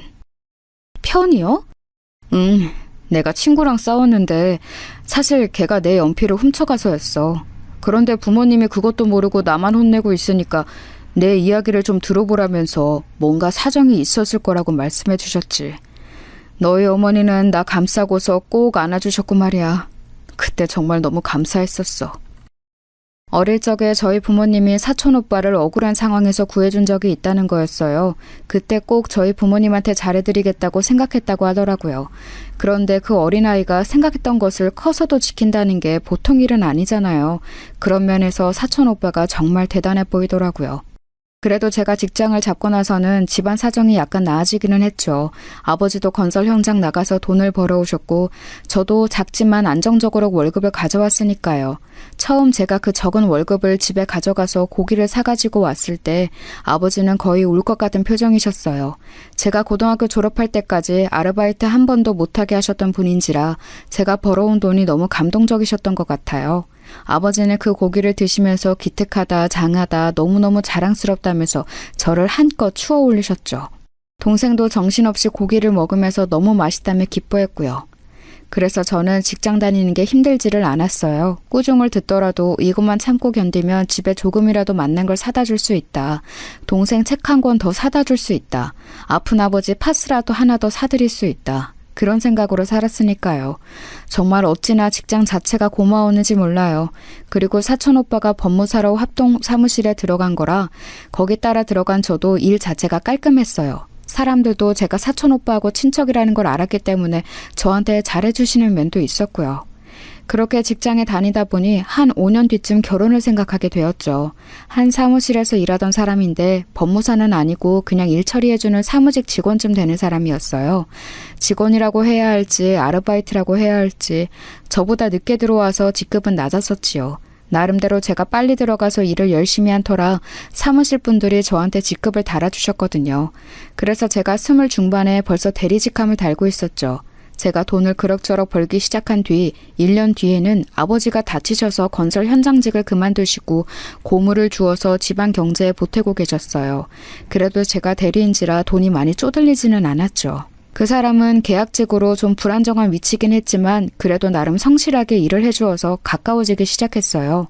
둘이 같이 사무실에 남아서 같은 일을 함께 나눠서 하다 보니 심리적으로도 가까워졌고 점점 더 호감이 쌓여서 결국 결혼까지 가게 되었죠. 사촌 오빠는 어쩐지 그 사람을 그리 좋아하지 않는 것 같았지만 제가 좋다고 하니까 별말 없이 그러냐고만 했어요. 아버지야 제가 좋다는 사람이면 거의 무조건 좋다면서 오케이 하시는 분이었고요. 사무실 사람들 축하를 한껏 받으면서 결혼한 후 남편은 직장을 옮겼어요. 아내하고 같은 사무실, 게다가 아내가 직급이 높은 곳에서 일하는 게 조금 어색하다는 이유에서였지요. 그리고 나서 얼마 있지 않아 제가 임신했고 남편은 제게 직장을 그만두는 게 어떠냐는 제의를 해왔어요. 내가 직장 그만두면 우리 벌이가 괜찮을까? 우리 애 태어나면 돈 많이 들어갈 텐데.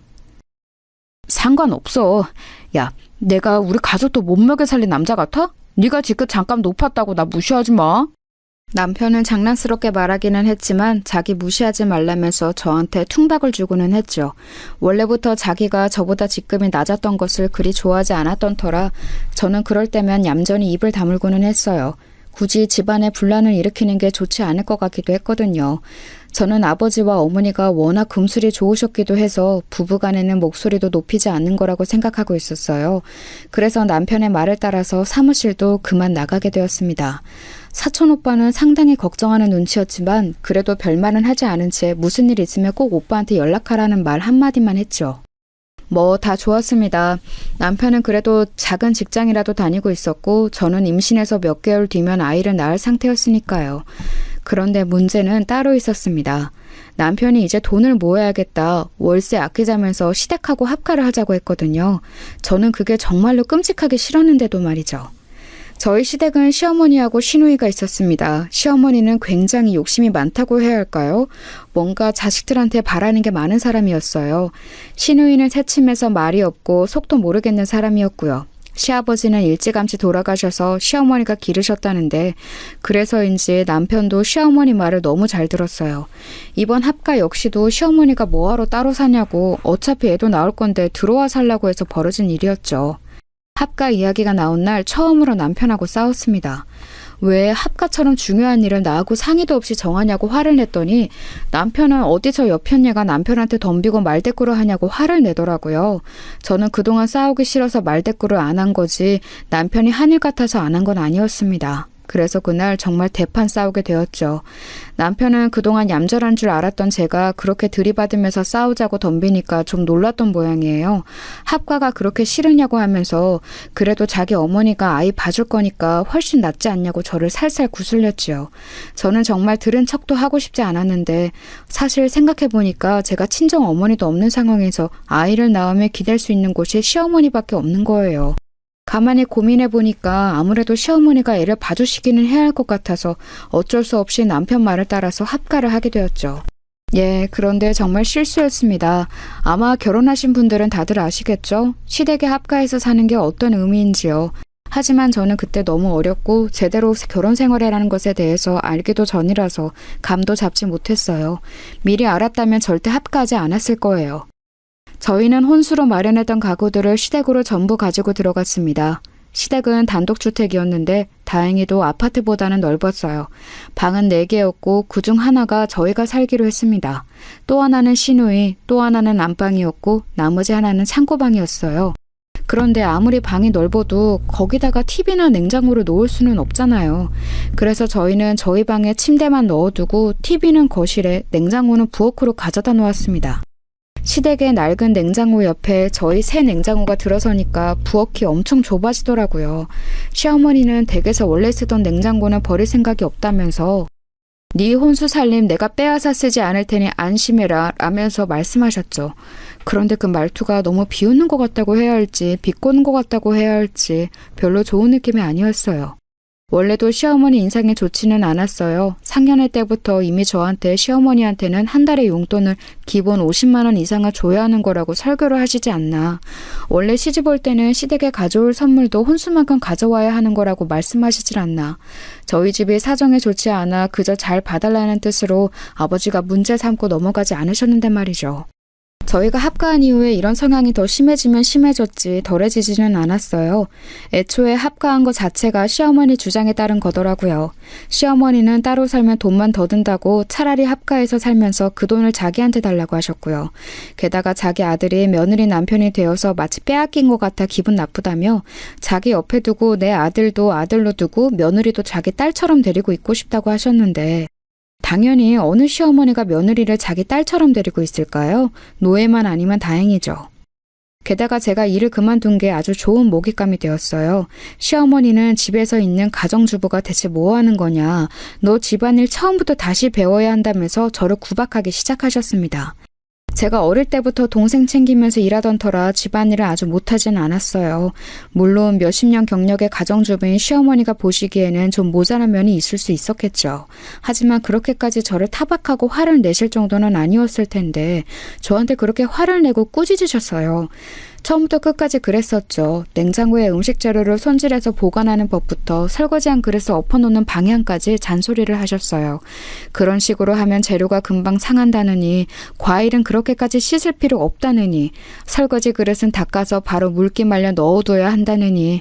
아니, 그렇게 하지 않아도 저희 집안일 제대로 돌아갔었거든요. 하지만 합가해서 시댁에 신세지고 있으니 너는 내 말에 따라야 한다는 듯한 말투셨어요. 사실 제가 합가하고 싶어서 한 게 아니라 시어머니 말을 따른 것뿐이었거든요. 제가 직장 그만두고서 남편 외벌이라 돈이 좀 모자라기는 했어도 살려면 살 수 있는 상황이었어요. 그런데 시어머니가 합가를 하자마자 그런 식으로 나오시니까 제가 너무 스트레스를 받았습니다. 시어머니는 제가 임신을 한 상태든 아닌 듯 상관없다는 투로 저한테 집안일을 시키고 구박을 하셨었지요. 남편한테 하소연을 해봐도 듣기만 할 뿐 결국 결론은 네가 참아라 여서 더 화만 날 뿐이었어요. 남편은 이제 결혼해서 제가 임신까지 했으니 어쩔 거냐는 듯한 태도여서 더 분노가 속에 쌓였죠. 그렇다고 친정에 말할 수도 없었어요. 친정아버지는 고물을 주워다가 집안에 보태고 계셨고 동생은 역시 사촌오빠가 소개해준 일자리에 들어가서 일을 막 배우고 있는 참이었고요. 두 사람은 자기 삶을 꾸리기에도 바쁜 터라 제가 뭐라고 걱정을 더 보탤 수가 없었죠. 친정어머니라도 계시다면 제가 조금 더 이야기를 하기 수월했겠지만 어머니는 돌아가신 지 오래되었으니 뭐 어쩔 도리가 없었거든요. 사실 합가를 했다고 해서 돈이 덜 드는 것도 아니었어요. 시어머니는 함께 사니까 당연히 시장도 제가 봐와야 한다고 주장하셨고 생활비도 내놔야 한다고 하시더군요. 한 달에 5, 60만 원씩 생돈으로 시어머니께 드리고 게다가 기타 시장을 보는 돈도 전부 남편 월급에서 나가니까 이건 따로 살 때나 합가해서 살 때나 생활비는 거의 비슷하게 들어갔어요. 어차피 월세도 시어머니께 드리는 만큼 들어갔으니까요. 그런데 저는 스트레스를 몇 배로 받고 도리어 생활의 질은 뚝뚝 떨어져 갔죠. 시어머니만 문제였던 것은 아니었습니다. 시누이는 새침하고 처음에는 아예 저하고 얼굴을 제대로 볼 생각도 하지 않았어요. 시누이는 대학에서 공부하는 사람이었고 고졸에 불과한 제가 상당히 바보 같아 보였던 것 같습니다. 남편도 고졸이기는 했는데 그래서인지 시누이한테 쩔쩔맸어요. 집안에서 시누이가 굉장히 똑똑한 사람이고 남편하고 시어머니는 시누이 말이며 다 맞는 줄 알고 껌뻑 주는 역할이었던 거였죠. 사실 뭐 아는 건 많은 것 같았어요. TV 보다가 하는 말도 참 유식한 게 많았고 시어머니나 저 남편하고는 말투부터 좀 다르기는 했거든요. 그런데 문제는 대학 졸업할 나이가 지났는데도 여전히 휴학 상태였다는 거였어요. 우울증이라나 뭐라나 공부는 하고 싶지 않지만 그래도 대학을 그만둘 수는 없다면서 휴학을 반년했다가 1년으로 늘렸다가 복학했다가 다시 휴학했다가 그걸 반복하는 중이었죠. 우울증 진단서도 받아놓고서는 병원도 열심히 다니더라고요. 대체 무엇 때문에 그렇게 우울한지는 알 수 없었어요. 저처럼 어려운 환경에서 고등학교 졸업하자마자 일터로 달려나간 사람도 있는데 시누이는 집이 그리 잘 사는 건 아니었어도 대학까지 다니면서 꽤 여유롭게 살았는데 말이죠. 물론 사정 따라 우울증이 걸리는 건 아니지만 그래도 어느 정도 이해되는 정도가 있잖아요. 대학을 제대로 다니지 못할 정도로 힘들어하는 건 제 입장에서는 대체 왜 저러는지 알기가 힘들었지요. 그러면서 저하고 남편을 그렇게 무시하기까지 하니까요. 그러면서 시누이는 결혼 후에 졸업하겠다면서 결혼 준비 중이었어요. 우울증 치료한다고 갔던 병원에서 만난 남자라던데 그쪽 남자네 집도 그리 넉넉하지는 않아서 결혼식도 작게 빨리 치르고 싶다고 하더군요. 남자가 학력은 높은데 경제적인 여유는 없고 시누이하고 빨리 결혼은 하고 싶고 그래서 그냥 자기 사는 집에 들어와서 살자고 한다더군요. 시누이는 그 남자네 집하고 시댁하고로 왔다 갔다 하면서 남자랑 반동거 상태로 지내고 있었어요. 결혼식을 하게 될지 그냥 혼인신고만 하고 살지 고민하는 중이었죠. 그런데 그러던 중 임신 6개월 되었을 때쯤이었어요. 하루는 시어머니가 제가 시장에서 사온 채소 관련으로 저를 엄청나게 혼내셨거든요. 질 좋지 않은 채소를 사왔다고요. 아직도 채소 고르는 법도 모르냐면서 혼내시는데 그날 이상하게 몸도 좋지 않고 열도 올랐던 터라 시어머니 말이 제대로 들리지도 않았어요. 빨리 누워서 쉬고 싶은데 세워놓고서 채소 관련 꾸중만 거의 30분을 하고 있으니까 거의 머릿속이 어질어질해서 견딜 수가 없었죠. 그러다가 눈앞이 휙 돌더라고요. 어지러워서 똑바로 서 있을 수가 없는데 앞에는 시어머니 계속해서 저한테 뭐라고 하고 정신을 차릴 수가 없었어요. 너 똑바로 서! 엄살 부리지 말고! 시애미가 우습게 보이니? 제가 휘청거리자 시어머니가 소리를 지르셨어요. 저는 정말로 엄살이 아닌데 엄살 부리지 말라면서 계속해서 큰 소리를 내셨죠. 머리는 울리고 눈앞은 돌고 그러다가 제가 쓰러졌어요. 저도 쓰러지면서 정신을 잃었기 때문에 정확히 제가 어떻게 되었는지는 알지 못합니다. 그런데 눈을 감았다가 뜨니 병원이더라고요. 처음에는 흰 천장만 보여서 제가 어떻게 되었는지도 몰랐어요. 어머니? 이게 대체... 너 어지러우면 빨리 말을 했어야지. 나만 나쁜 사람을 만들고... 시야에 나타난 시어머니가 대뜸 저한테 화를 내기 시작했습니다. 옆에서 의료진이 다가와 말리더라고요. 그러더니 안타깝다는 얼굴로 이것저것 저한테 물어보고 체크를 하더니 제가 유산했음을 알려왔습니다. 순간 정신이 멍하더군요.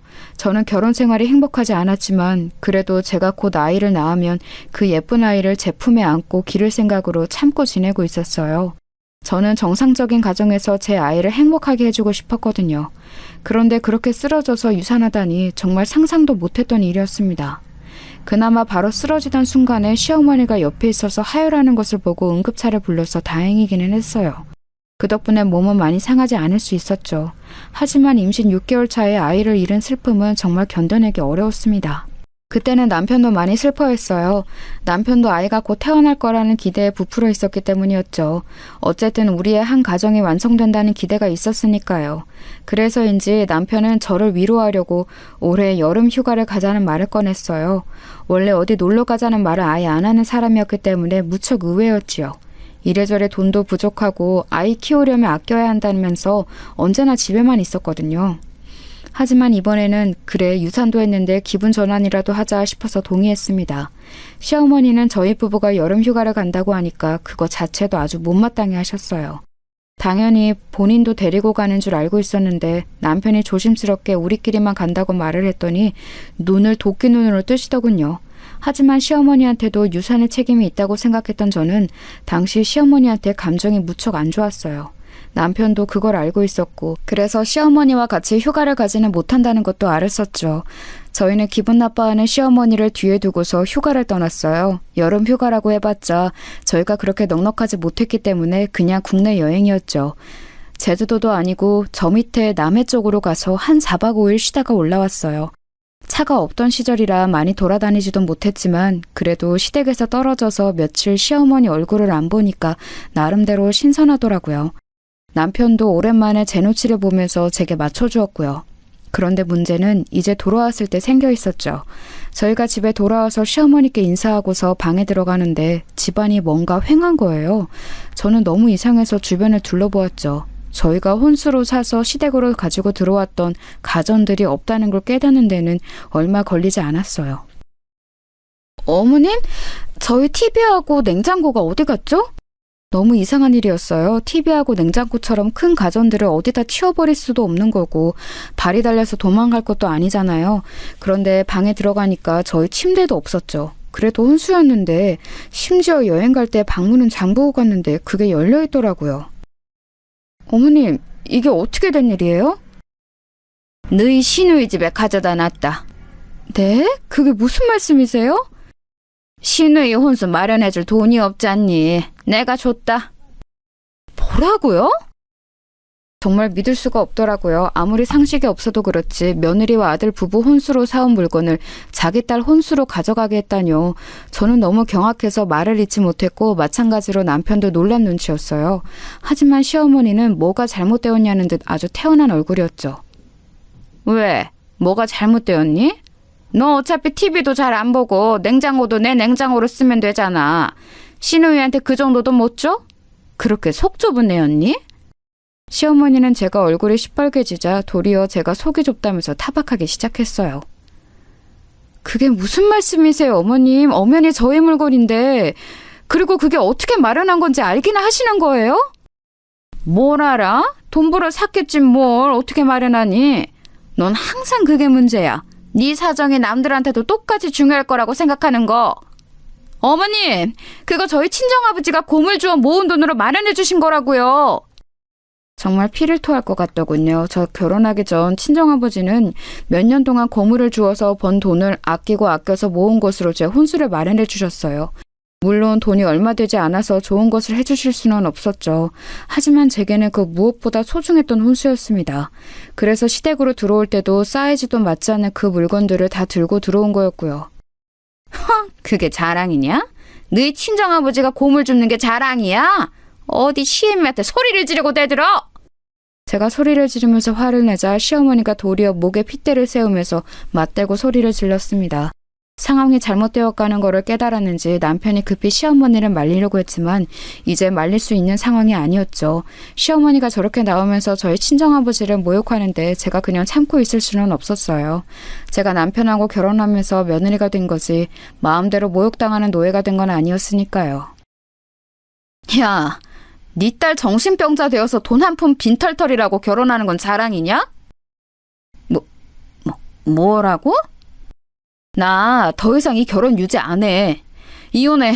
그리고 당신은 남의 물건 훔친 죄로 감옥이나 가. 저는 그 자리에서 바로 경찰에 전화를 했습니다. 정말 화가 나서 견딜 수가 없더군요. 남편이 저를 말리려고 했지만 저는 남편 손도 쳐버렸습니다.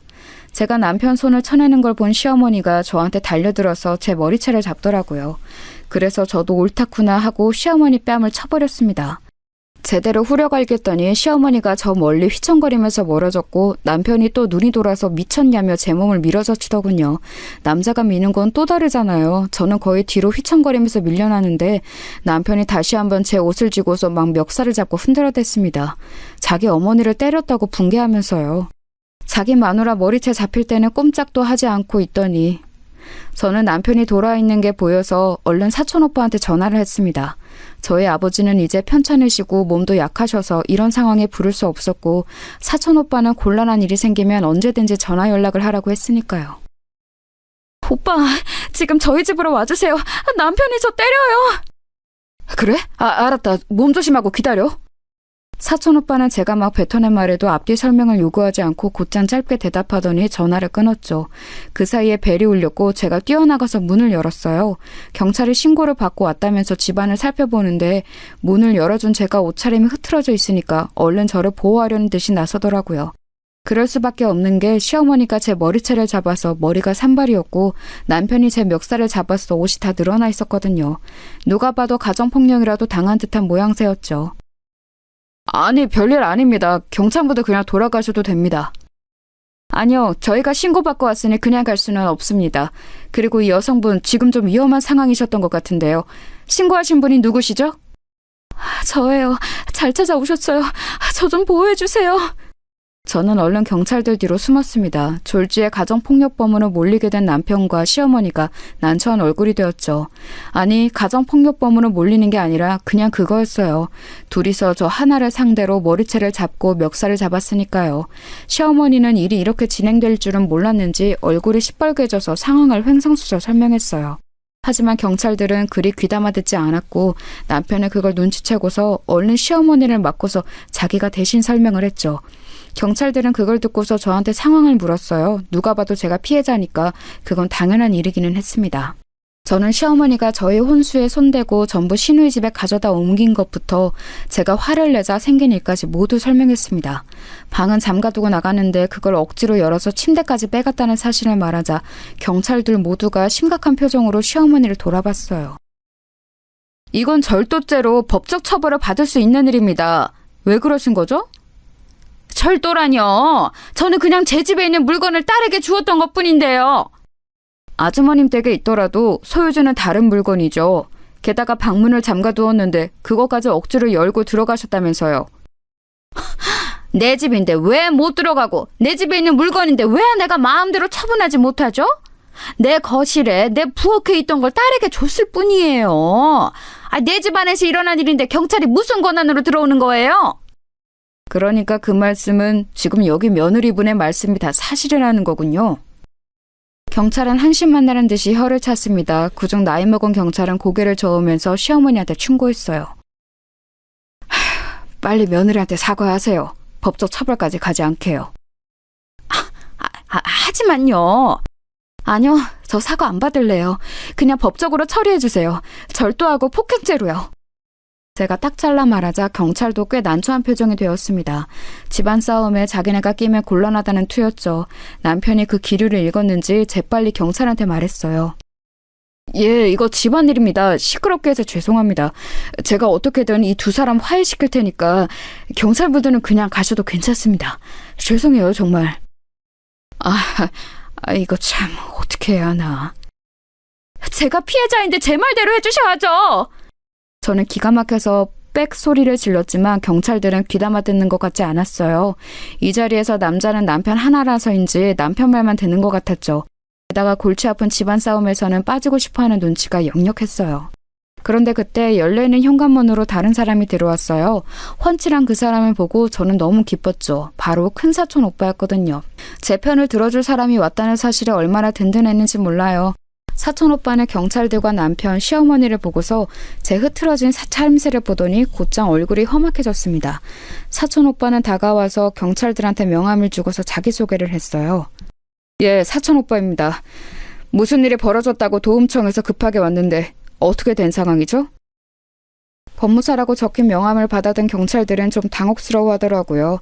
당연히 변호사까지는 아니어도 법률 관련 일을 오래 한 티가 나는 사촌 오빠가 나타났으니 자기들이 일 처리를 미흡하게 하면 상당히 난처해질 것은 분명했죠. 남편도 사촌 오빠를 잘 알고 있었으니 당연히 당황했고요. 이직 전 원래 일하던 사무실에서 상사였으니까요. 일이 잘못되어 가는 것을 깨닫고서 시어머니도 당황해서 저희 얼굴만 번갈아서 봤어요. 저는 사촌 오빠한테 간단하게 지금 상황을 설명했습니다. 그 이야기를 들으면서 사촌 오빠의 얼굴이 점점 더 험악해져 갔고 심지어 저희 아버지가 고물을 모아 사주신 혼수를 신우이한테 멋대로 주었다는 이야기에 정말 화가 많이 난 얼굴이 되었는데요. 남편은 급하게 이런저런 변명을 늘어놨습니다. 그게 시어머니가 그러려던 건 아니실 거다. 정말 신우이한테 혼수 사줄 돈이 없었다. 저희 사정 아시지 않느냐. 참 말이 많았죠. 하지만 사촌 오빠는 그런 남편을 거들떠도 보지 않고 경찰들한테 집중했어요. 법대로 처리해 주실 거죠? 다른 건 바라지 않습니다. 아, 물론이죠. 물론입니다. 참고인 조사에서 절도죄하고 폭행죄 검토하겠습니다. 감사합니다. 남편과 시어머니가 기겁해서 경찰들한테 달라붙었지만 뭐 어차피 벌어진 일인데 어쩌겠어요. 저도 절대 선처를 바를 생각이 없었고요. 사촌 오빠는 저를 데리고서 곧장 시댁을 나와서 친정집에 데려다 주었어요. 아니, 너 어쩐 일이냐? 아버지가 놀라서 저를 보셨고 저는 아버지를 보자마자 눈물이 나서 견딜 수가 없더라고요. 얼른 뛰어가서 아버지한테 안겼고 뒤이어온 사촌 오빠가 사정을 설명해 주었습니다. 애초에 제가 유산했던 것을 알았을 때부터 아버지는 화가 많이 나셨었는데 이런 일이 생기고 나니 이제 아예 갈라서라고 펄펄 뛰시더라고요. 그로부터 며칠 뒤 남편이 초췌해진 얼굴로 찾아왔습니다. 경찰 조사를 받아야 한다는 사실 때문인지 얼굴이 아주 피폐해졌더라고요. 친정집 앞으로 찾아온 남편은 저한테 결국 고개를 숙였습니다. 여보, 미안해. 어머니도 미안하다고 전해달라고 하셨어. 어떻게 안 될까? 이건 절도죄라서 내가 뭘 어떻게 해줄 수가 없어. 그리고 내가 왜? 뭘 어떻게 할까? 바라는 건 다 해줄게. 남편의 기가 죽은 얼굴로 말했습니다. 저는 그 얼굴을 바라보다가 대답했죠. 합의는 해줄게. 그럼 판결 시에 참작되겠지. 대신 이혼하고 돈으로 보상해. 이혼? 꼭 그렇게까지 해야겠어? 그럼 내가 이 상황에 당신하고 계속 같이 살고 싶을 것 같아? 제가 그렇게 쏘아붙이자 남편은 결국 고개를 숙였습니다. 저희 친정집 창문으로 아버지가 험상궂은 얼굴로 내다보고 계셨고 이제 더 이상 저를 설득할 수 없다고 느꼈던 것 같아요. 그때 이혼을 결정하고 결국 합의혼을 한 뒤에 시어머니가 가져간 혼수를 돈으로 보상까지 받고 절도와 폭행권에 대해서도 바라는 대로 합의하고 선처해달라고 했습니다. 결국 그렇게 해서 그 징그러운 집안하고 헤어지게 되었어요. 개인적으로는 아주 깔끔하게 잘 헤어졌다고 생각합니다. 저는 그래서 지금 친정집에서 살면서 다시 사무실에 나가고 있어요. 사촌 오빠가 잘했다면서 사무실에 다시 나오라고 자리를 마련해줬거든요. 요즘 세상에는 결혼 안 하고 사는 것도 괜찮겠다 싶어서 현재 생활에 만족하고 있어요. 여러분도 만약 남편이나 시댁이 선을 넘는다면 참지 말고 떨쳐내고 나오시는 걸 생각해 보세요. 다른 인생이 기다리고 있을지도 모르니까요.